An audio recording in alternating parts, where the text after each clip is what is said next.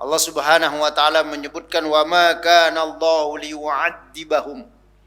Allah Subhanahu wa taala tidak akan menurunkan azabnya. Ya, kapan ini peristiwanya? Ketika Rasulullah wa anta fihim, selagi anta, engkau wahai Muhammad masih ada. Jadi zaman Rasulullah masih hidup, begitu banyak ya yang namanya kemaksiatan, yang namanya dosa dilakukan, kemusyrikan oleh orang-orang kafir Quraisy, seakan-akan Allah ingin menurunkan azabnya, tetapi Allah tidak turunkan azabnya saat itu. Kenapa? Anta fihim, karena engkau wahai Muhammad masih ada. Jadi di zaman Rasulullah itu yang menangkal, yang mengerem agar azab Allah itu enggak turun, lantaran Rasulullah masih ada. Begitu. Kalau sekarang Rasulullah sudah enggak ada, apakah azab Allah akan turun? Apa yang bisa menangkal datangnya musibah-musibah ini? Wa ma kana Allahu mu'adzibahum. Allah tidak akan memberikan suatu azab, menurunkan suatu musibah kepada suatu kampung, suatu negeri, ya, suatu desa, wahum yastaghfirun, kalau masih ada orang yang mau istighfar. Berarti orang yang istighfar ini yang meredam murkanya Allah. Kita dari Nusa, dari Sabang sampai Merauke di Indonesia ini, ya, banyak para ulama-ulama kita, para ikhwan dan akhwat kita yang terus membasahi lisannya dengan istighfar. Oh, kita berhutang kepada mereka.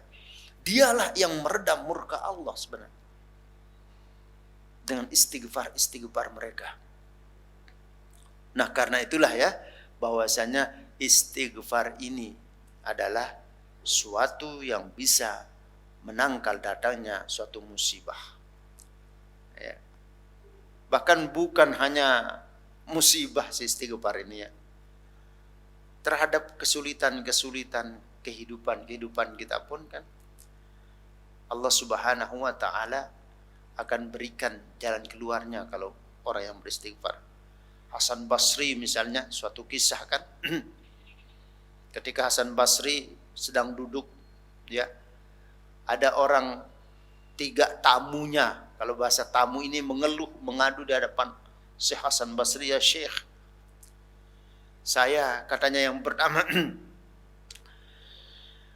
musim kemarau panjang menimpa kampung halaman kami ya Syekh. Apa yang kami lakukan agar Allah turunkan hujan? Apa kata Syekh Hasan Basri? Istighfar. Ajak masyarakatmu beristighfar, insya Allah Allah turunkan hujan. Lalu datang rombongan yang kedua lagi. Syekh Hasan Basri, ya, katanya, kami ini, katanya yang kedua ini, bahwasannya kondisi ekonomi kami berada di bawah garis kemiskinan. Apa yang kami usahakan agar Allah berikan kami rezeki. Setiap usaha kami selalu gagal, kondisi ekonomi kami ingin membaik. Apa yang harus kami lakukan? Oh, istighfar, kamu ajak istrimu istighfar yang banyak. Lalu datang yang ketiga, Syekh Hasan Basri, bahwasannya kami sudah lama berkeluarga tapi belum mendapat zuriyah, keturunan. Apa yang kami lakukan? Cobalah beristighfar. Ya. Datang muridnya, wahai Syekh, ada 3 yang nanya, pertanyaannya beda-beda, tapi kok jawabannya cuma 1, istighfar. Ya, apa kata Hasan Basri ini?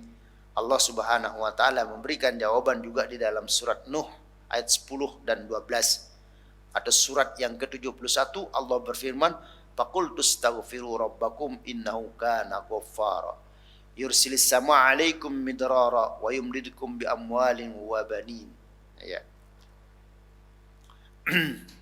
Itu jawaban Allah, Hasan Basri.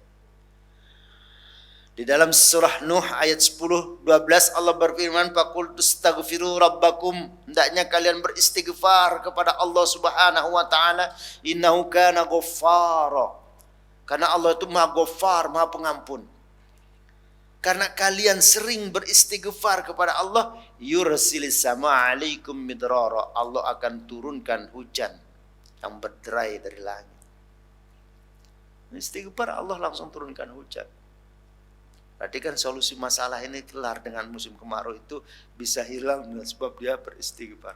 Wa yumdidukum bi amwal. Allah kasih kalian amwal, harta. Allah kasih kalian rezeki kalau kalian mau beristighfar. Wa banin, dan akan diberikan keturunan yang saleh dan salehah. Istighfar ternyata juga sebagai solusi masalah. Bukan hanya meredam murka Allah, akan tapi istighfar ini juga sebagai jalan keluar terhadap masalah-masalah kita. Jadi jangan hanya kita beristighfar ya 3 kali ya, akan tapi beristighfarlah sebanyak-banyaknya. Kalau 70 marratan, kalau Rasulullah 70 kali, kita harus lebih. Ya, lebih. Kita beristighfarnya, kita bisa muhasabah diri kita, bunda berapa kali kita beristighfar.